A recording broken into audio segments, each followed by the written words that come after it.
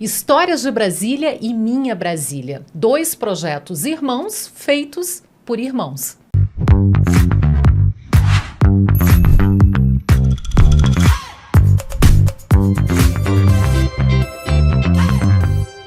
Eu tenho o prazer de receber hoje João Amador e Daniel Zucco. Olá. Que alegria ter vocês aqui falando sobre Brasília, nosso assunto aqui favorito, né? Nosso assunto favorito e estamos muito felizes de participar. E muito pouca gente sabe que vocês são irmãos. É verdade. Quando sabe, fala assim, que vocês são irmãos? Aí olha um pouquinho, né, pra cara. É verdade, vocês se parecem. Eu não sei se falam isso só porque ele acabou de descobrir que é irmão, mas eu acho que a gente se parece um pouco mesmo. Não, já teve uns fatos curiosos. Eu entrevistei um mano no Minha Brasília, né, dentro do carro. E aí teve uma pessoa que comentou lá, porque a gente falou sobre Brasília, né? Sobre o projeto, histórias e tal. É uma pessoa, porque vocês ficam escondendo que vocês são irmãos no programa? Eu falei, não, ninguém escondeu nada, só não era o assunto. Não era relevante, né? Não era o assunto era outro e tal. O que tinha na água da casa de vocês para ter, assim, 2 irmãos falando de Brasília? Os projetos são diferentes, mas a essência é a mesma. É a valorização da cidade, é o cuidado com a cidade, é preservar a memória, é conversar sobre os assuntos, refletir sobre a cidade e a qualidade de vida. O que tinha nessa água, gente? Eu acho que um dos fatores preponderantes precisa acontecer é que nosso pai é militar, né? Então a gente passou a infância e a adolescência mudando de cidade, embora nós nascemos em Brasília, né? A gente tem mais um irmão do meio, o Bruno. Os 3 nasceram em Brasília, mas fomos embora rápido, assim. Meu pai foi para Belém. Eu fui embora com 15 dias. Eu tinha 3 anos de idade, ou seja, eu nem me lembro dessa minha primeira fase de Brasília, era muito pequeno. Então a gente estabeleceu um vínculo com Brasília porque meus avós moravam aqui, os pais do meu pai. Era militar também meu avô e ele veio para cá transferido e ficou. Então a gente vinha para cá todas as férias e a gente sempre amou a cidade, achava-se um máximo, contava os dias para vir nas férias. Era um porto seguro, né? Assim, a gente morava em outro lugar e vinha passar férias em Brasília por causa do meu avô que morava aqui. Então era meio base, né? E eu acho também que tem o seguinte, talvez a grande maioria das pessoas morem num lugar porque nasceram, porque caíram ali. A gente mora em Brasília porque a gente escolheu. Como meu pai é militar, quando ele foi para a reserva, né, quando ele se aposentou, meu pai é cearense, minha mãe é piauiense. O sonho deles era se aposentar e morar em Fortaleza. Inclusive, tinha um apartamento não era Brasília? Lá. Não. Era o sonho deles morar lá. E aí, quando meu pai se aposentou, ele falou, bom, agora a gente vai para Fortaleza, vamos? Ele falou, não, a gente fica. Então, a gente está em Brasília por escolha. Eu acho que isso é importante também, isso é relevante. E essa escolha não foi feita nessa época, não foi feita antes. Eu lembro da gente criança, sei lá, 12 anos de idade, falando, quando a gente crescer, nós vamos morar em Brasília. Era uma decisão já feita desde muito tempo. Meu pai achava que era bobagem, falava, isso vai mudar, né? Até parece que você não vai querer morar na praia. Até parece, né? Vai morar em Brasília e não vai morar na praia. Mas a gente acabou escolhendo ficar aqui. A 303 Sul é uma das quadras mais tradicionais de Brasília e ficou famosa por ter um morador ilustre, Renato Russo. E como é que surgiu a ideia dos projetos, do Minha Brasília e do Histórias de Brasília? Como é que foi isso? Acho que o Minha Brasília veio antes, né? Veio foi 10 anos agora, né? Foi 2013. Vai fazer 10 anos, O seu início 14, né? Exatamente, meu foi depois. O meu faz 10 anos agora em setembro de 2023. Acho que agora, né? Esse mês, talvez, né? Enfim. Eu sou jornalista, trabalhava no Congresso à época, e além de jornalista, eu sou turismólogo. Eu acompanhava muita coisa de política. 2010 tiveram eleições gerais. E eu lembro quando Brasília fez 50 anos e assistindo campanha política, que eu adoro assistir na televisão, seja para analisar ou seja para rir também. Porque, mais para rir, né? Vamos combinar que é mais para rir. Né? É uma diversão. E aí, naquele ano que Brasília fez 50 anos, eu lembro que me deu um estalo que, caramba, a cidade já tem uma geração que nasceu aqui e que poderia estar assumindo esse protagonismo político da cidade. E aí eu prestei atenção que naquele ano de 2010, nenhum dos principais candidatos, né, Senado, deputado federal e governador, tinham nascido em Brasília. Eu falei, então, onde estamos? Onde estamos nós, que não estamos assumindo esse protagonismo da cidade? Cadê o brasiliense mesmo tomando as rédeas da cidade? Exatamente. Né? E aí eu vim e falei, cara, eu quero fazer alguma coisa. Eu estava abrindo minha produtora de vídeo, eu falei, vou fazer alguma coisa. O que eu tinha certeza que eu ia juntar o turismo com o jornalismo e tinha certeza que eu não queria fazer alguma coisa com cara de chapa branca. Né? Venha você também conhecer Brasília, capital de todos. Isso não cola. Nunca tinha colado, não ia colar. E não é a sua cara também, né? Pelo amor de Deus. E não aí, combina com você, para começo de conversa. E aí foi quando caí. E até então eu nunca tinha estado em frente à câmera. Eu sempre trabalhei como jornalista, como diretor. Então eu dirigia programa, escrevia programa, estava lá pensando o programa, dirigindo o programa, nunca apresentando. Foi quando, vendo um álbum de família, tem eu, Mano e o nosso outro irmão, em cima, sentados no teto de uma Brasília azul, em 83, em frente ao Congresso Nacional, e meu pai ao lado. Eu já vi essa foto. Brasília, que era do meu pai. Naquela época podia chegar, né? Até podia subir aquela... Podia escalar a cúpula do Senado. Ali, né? Você podia tirar foto ali. Hoje em dia, o que se gasta com jardinagem para tirar muda que nasce no platô do Congresso é muito maior do que liberar para subir. Fora as grades, né? Que é um assunto à parte que, enfim... Temos que falar delas. Então, e aí chegou... Quando eu vi essa foto, caiu a ficha. Falei, caramba, a cidade tem um carro. Isso foi em 2012, já 2 anos depois daquele primeiro insight. A cidade tem um carro. E poucas cidades têm um carro seu, né? Que eu lembro no Brasil, Brasília e Paraty. Né? Só que Paraty tem 3 ruas e eu não moro lá, então não me interessa. Então é aqui. E aí, caramba, que legal. E carro clássico, que já tinha deixado de ser fabricado. E aí foi quando caiu a ideia. Eu falei, caramba, isso é possível há 40 anos. E é verdade. O carro Brasília deixou de ser fabricado em 73. É mesmo? E aí isso já era 2012. Eu falei, cara, e essa ideia é possível há 40 anos e ninguém teve. Né, de juntar um carro que já existe, uma cidade que já existe, equipamento de vídeo que já existia, pessoas interessantes que já existiam.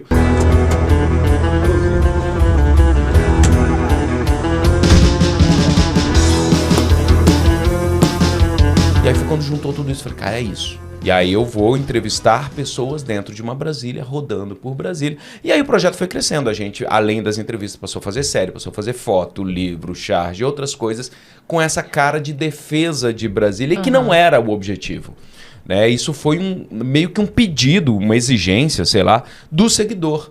Que qualquer coisa que acontecia mandava. Ah, viu isso? Viu isso? Viu isso? Olha que legal isso e tal. Uma interatividade e eu acho que também uma questão que eu sempre falo, que o brasiliense tem um certo ressentimento da imagem que é mandada para fora, para os outros estados. Brasília é sempre relacionada, tirando a capital do rock da década de 80, é sempre relacionada a coisas ruins, a corrupção. Né? Então eu acho que tem um ressentimento quando o brasiliense encontra... E nessa época, hoje em dia é muito fácil você achar na internet, rede social, vários perfis em defesa de Brasília. Vários. Nessa época, há 10 anos, não tinha ninguém. Não tinha ninguém. Então você era a voz que estava falando por um monte de gente que não tinha onde falar, né? Exatamente. E aí foi quando a gente começou, e aí teve um dia, que foi assim, quando a gente realmente assumiu, o Minha Brasília será um perfil em defesa de Brasília, e eu gosto de frisar, em defesa positiva. Eu não estou ali para denúncia, para fazer denúncia disso, daquilo, de falar mal, não. Eu só falo bem, só falo bem. Até quando a gente reclama, é mostrando que tem coisa melhor a ser feita. Esse termo crítica construtiva é complicado, mas a reclamação pode ser construtiva. E é para isso. No caso do Teatro Nacional fechado. Muitas vezes é mesmo, né? Isso que faz a opinião pública reverberar. Com certeza. Quando você vê o Teatro Nacional fechado e você reclama que o Teatro Nacional está fechado, você não está reclamando. Exatamente. Você não está chato. Querendo ele aberto. Você está querendo ele aberto. Exatamente. O foco é outro. O foco é outro. O foco é outro. Por exemplo, em 2013 mesmo, Minha Brasília estava começando a aparecer, tentaram colocar umas grades fixas na lateral do Congresso. Nessa época eu ainda trabalhava no Congresso. E eu lembro que eu chegando para trabalhar, eu vi o pessoal fazendo essa obra, tirei foto, postei, marquei algumas pessoas. No dia seguinte as grades foram tiradas. Porque aí saiu na TV, saiu isso e aquilo e tal e tal. Você então, dá o startzinho assim, ali e depois as pessoas repercutem. Mas não tinha ninguém falando bem de Brasília. A gente acabou que foi, assim, ninguém tinha um ou outro, muito raro, assim. A gente fez parte dessa primeira leva, desses pioneiros de eu vou defender Brasília, porque Brasília é legal.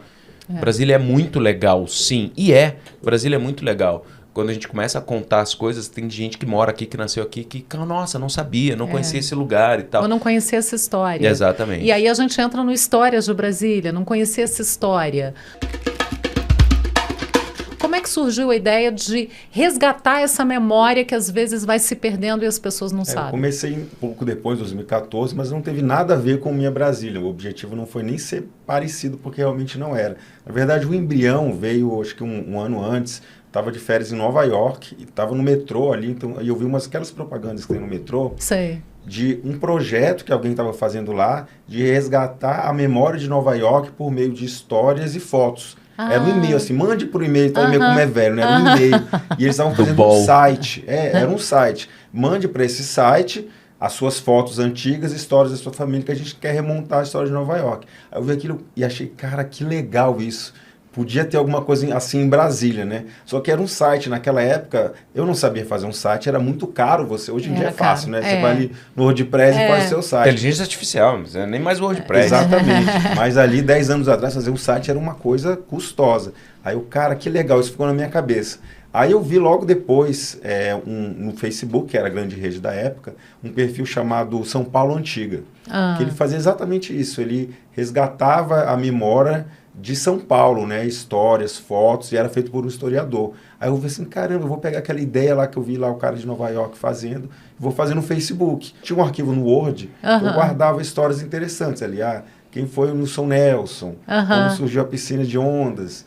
E foram, inclusive, esses os primeiros posts. E com interatividade, né? Exatamente. As pessoas podendo contribuir também com as suas histórias com a cidade. Exatamente, de uma forma mais leve, porque esse outro que era feito... Eu não sou historiador, eu sou publicitário e jornalista, então pensei assim, vou fazer algo um pouco mais publicitário, entre aspas, não para vender alguma coisa, mas para ser de fácil leitura, de fácil absorção, que não seja um texto acadêmico que as pessoas não vão ler, não adianta. Que seja uma coisa atraente. Exatamente. Então, eu vou estabelecer assim, 2 parágrafos de texto no máximo, uma foto, e vou lançar, e vou começar. No início nem tinha foto, era só texto. Aí eu fiz bem despretensiosamente, começou a dar muita interação, assim, muitos seguidores em pouco tempo, e as pessoas começaram a me mandar foto. Eu nem pedi, eu não tinha pedido. Eu falo, olha essa foto aqui que eu tenho aqui, antiga, na minha caixa aqui da minha avó. Aí eu comecei a postar, e aí foi o grande significado do perfil, né? De você divulgar as fotos e vem junto as histórias das fotos. As pessoas gostam de se ver também, né? Exatamente. As pessoas gostam de se ver, e eu acho que Brasília tem uma coisa que as pessoas amam essas histórias do passado. Tem uma coisa, e é uma cidade muito jovem, Sim, mas ao mesmo tempo, quando você fala alguma coisa, assim, alguma história, algum fato relevante, interessante, pitoresco da cidade, você gera um interesse muito grande. Eu acho que tem... Sim. A gente já tem passado. A gente é jovem, mas a gente já tem passado. E eu acho que como foi uma cidade planejada, a gente acha que o que está aí sempre esteve aí. Era o que estava no papel. Então, por exemplo, pouca gente sabe ou até lembra mesmo que a AW3 não tinha viaduto. De que anos? 67, eu acho. 76 foi inaugurado. Ao contrário. Então, assim, não teve. Eu acho que isso também gera muito interesse. Caramba, era assim? E é tão pouco tempo, era assim. E tem os detalhes da cidade. A cidade ela foi muito registrada no início, né? Claro, a capital do Brasil, nova capital. Então tem os palácios, a arquitetura, tudo muito registrado. Mas tem os detalhes que não são, assim, o restaurante, né? A lanchonete, a danceteria, essas coisas pequenas. Não tem um registro oficial, o registro ficou na memória. O Vladimir Carvalho diz que Brasília foi partejada pelas lentes. Foi partejada, sendo filmada e fotografada. Então ela nasceu, né, já antes dela ele nascer, fala, já e tinha. Ele com a visão de cineasta fala isso, eu acho super interessante. Verdade. Porque é exatamente isso, você tem muito material, um farto material, tanto de vídeo quanto de foto, numa época 1960, quer dizer, não era uma coisa tão fácil, mas Brasília tem esse registro, né, bem farto. E ela atraiu fotógrafos do mundo inteiro. Do mundo inteiro. Veio todo mundo para registrar essa coisa monumental, magnífica que estava nascendo, que era Brasília. E tem também uma outra coisa que eu acho interessante nisso. Ela foi muito registrada, mas com o discurso oficial. Quem registrava era o governo, né, era o discurso oficial. A gente no Minha Brasília, por exemplo, fez uma série, quando Brasília fez 60 anos, chamada 60 Candangos. Você participou, o Vladimir participou. Fiquei muito feliz de ter participado, muito honrado. Ou seja, são os candangos, e eu gosto de nos chamar de candangos, de repente a gente até explica por quê. São os candangos de várias gerações, várias idades, contando a sua impressão sobre Brasília. E eu acho isso muito legal também, porque cada um vai ter uma impressão diferente. E uma coisa que todo mundo tem, para além desse discurso oficial, da filmagem, da fotografia do Palácio, como Brasília é muito nova e tem gente que está aqui desde antes dela ser inaugurada, e mesmo a gente que veio depois, eu acho que a gente tem uma relação de paternidade, de maternidade com a cidade. Assim, a cidade é minha. não é o meu bairro, sabe? Não é a minha casa, não é a minha rua. A minha referência não é a minha rua. Minha referência é a cidade inteira. Eu acho que tem muito isso mesmo. É minha cidade. Então é muito legal também conhecer essas impressões das pessoas. E quanto mais antigas em Brasília, é muito mais legal ouvir essas impressões das pessoas de como é que foi chegar aqui, como é que foi morar aqui, que lugar era esse e tal. Tranquilidade de suas superquadras que acolhem o homem com amor e carinho desde seus primeiros anos de existência. Até hoje eu lembro de um dos, até faleceu já, o seu Macedo, que era um ourives, né, um gravador de plaquinhas, essas coisas, que funcionou durante 60 anos ali na 108, na Rua da Igrejinha, na 108. Até ele falecer, ele trabalhou lá. E eu lembro quando eu entrevistei ele, a felicidade que ele tinha em contar no dia que o JK foi na loja dele. Imagina, é uma coisa inesquecível. E aí ele falava que o JK apertou a mão dele e o perfume do JK ficou na mão dele. E ele contando, era muito bonitinho, um senhorzinho, vovozinho. Aí ele cheirava a mão, eu passei o dia cheirando a minha mão e tal. Demais. Muito legal, essa relação que as pessoas é uma relação isso, afetiva né? mesmo. É uma relação como se Brasília fosse alguém da família, né? Sim. É um membro da família. A cidade é mais do que uma cidade onde você mora. É parte da sua vida, da sua história, né? E ela cresceu com as pessoas, isso é interessante, cresceu com as famílias, né? Viam as famílias, muitas transferidas para cá, outras vieram pioneiros mesmo tentar a vida, e a família, a quantidade de jovens era muito grande, ali no início dos anos 60, mais de 80% dos habitantes de Brasília tinham até 25 anos. Era uma cidade muito jovem. Porque o pessoal tinha muito filho também. Exatamente. E quem era mais velho dificilmente abandonaria suas cidades, tanto que houve uma grande resistência dos funcionários públicos de virem para o Rio de Janeiro para cá, os mais velhos. Né? Os jovens iam mesmo. Tinha dobradinha. Tinha dobradinha, o salário em dobro. Tinha muita coisa, apartamento funcional. Ganhava terreno. Muita coisa ali. O Lago Sul, tanto de terreno Nosso avô que deram ganhou ali. um terreno no Lago Sul. E não quis, Recusou. Isso acontecia muito. Um terreno de 2.000 metros quadrados ali na QI 9. Por aí. Cara, hoje, quanto que vale isso, né? Ele ganhou uma pequena fortuna. Ele ganhou esse terreno e a minha avó falou, eu quero esse terreno no meio do mato. Não tinha nada no Lago Sul. Não tinha ponte ainda, né? Não tinha nem ponte. No meio do mato não tem nada, não vamos. Aí meu avô, não quero não. Ou seja... Isso aconteceu com milhares de pessoas que recusavam, iam para lugares mais urbanizados, né? Taguatinga, o próprio Núcleo Bandeirante, que tinha comércio, tinha estrutura para os seus filhos, né? Tinha escola. Realmente, eu entendo, assim. Talvez eu fizesse a mesma coisa naquela época. Não vou pro lado sul, porque era mesmo um mato, né? Era um lugar inóspito, era uma coisa que não tinha nada. Gente, a nossa geração mesmo lembra do Pontão como era. Exatamente. Né? O Pontão era um nada. E era uma coisa dos jovens, a gente estava até conversando isso antes de gravar, os jovens se reunirem para tocar violão no Pontão, na beira do lago, na Praça dos Três Poderes, toda aberta, sem as grades. Então, tinha, eu acho que uma apropriação maior também da cidade pelos moradores.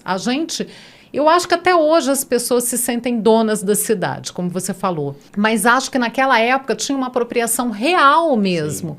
De você tomar posse daquilo. E era mais legal porque era nos monumentos. Era apropriação monumental. Quantas vezes a gente virou noite tocando violão na Praça dos Poderes, eu estou ali nas palmeiras do Congresso. Escalando a cúpula do Senado. Você está a 100 metros, a 200 metros do gabinete do presidente. Hoje em dia eu sinto essa apropriação muito no chão.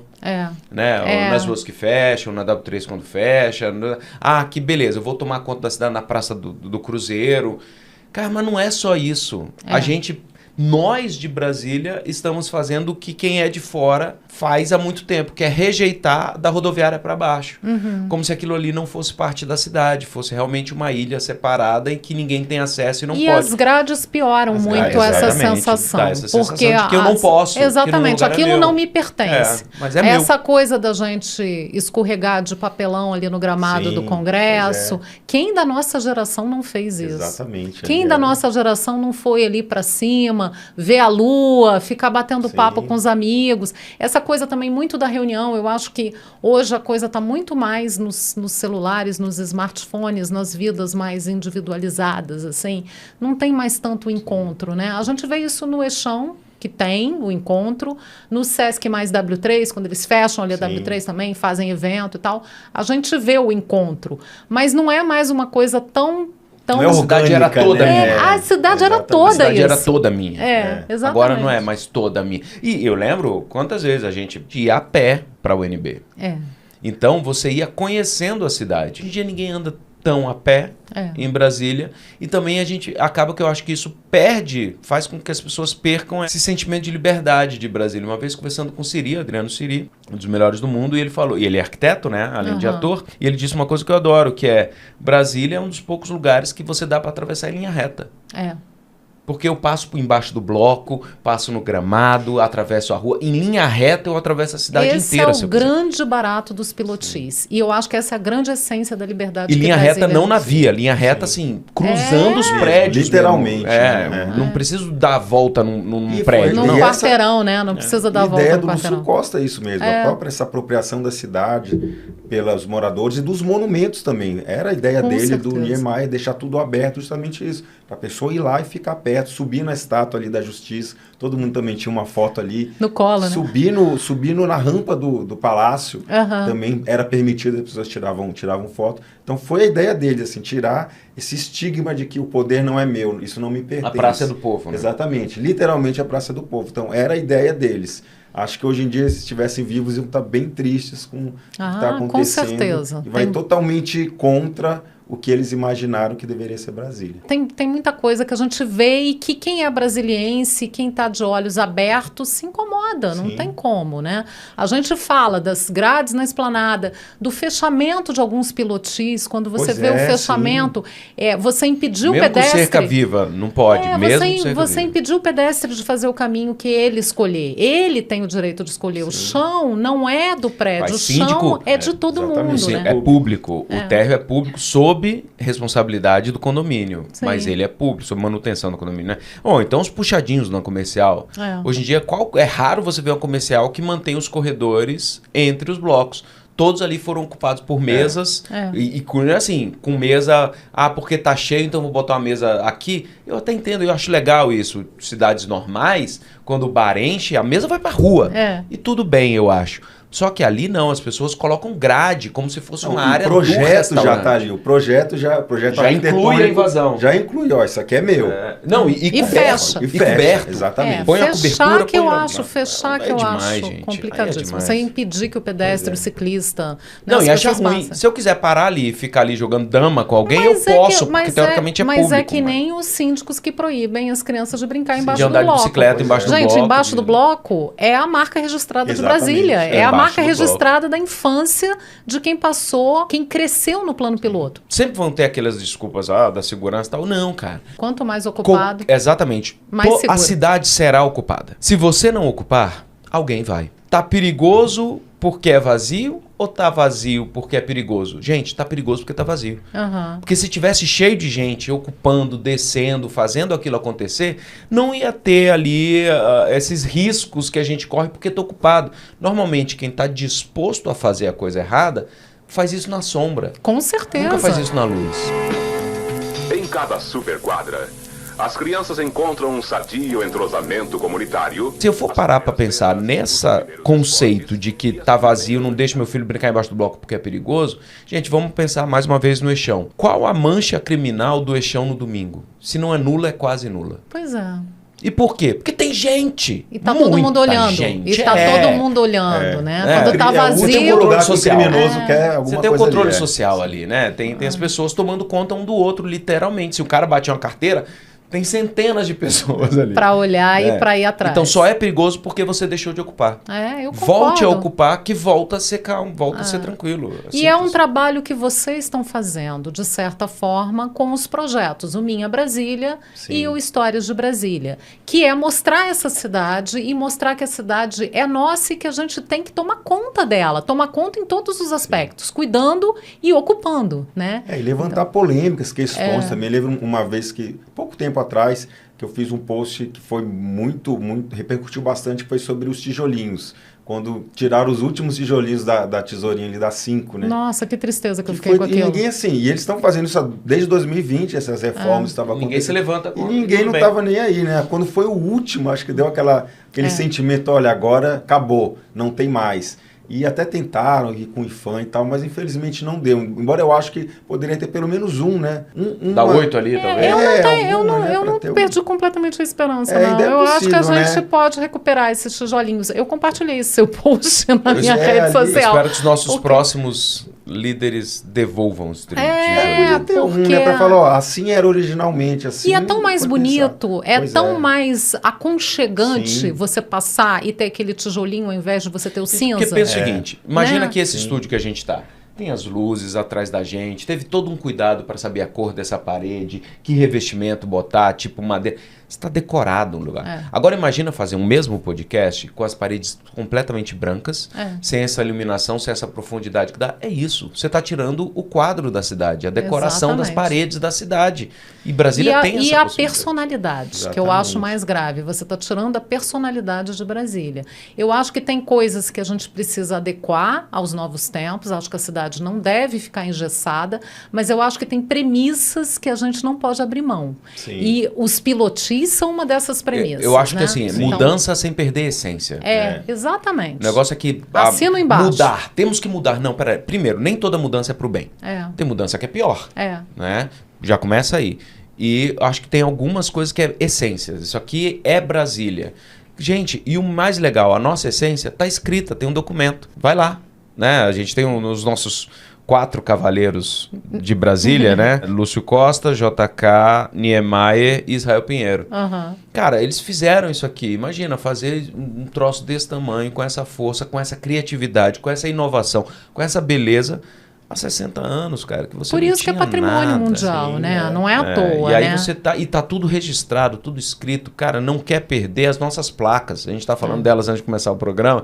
Gente, a nossa placa tá só no Museu de Arte Moderna de Nova York. O mundo reconhece como uma obra de arte. Aí você tem hoje cada vez mais placas fora do padrão, fora da fonte, ou então com a mesma fonte, mas sem ser a correta, né? Ela condensada, ela apertadinha e tal.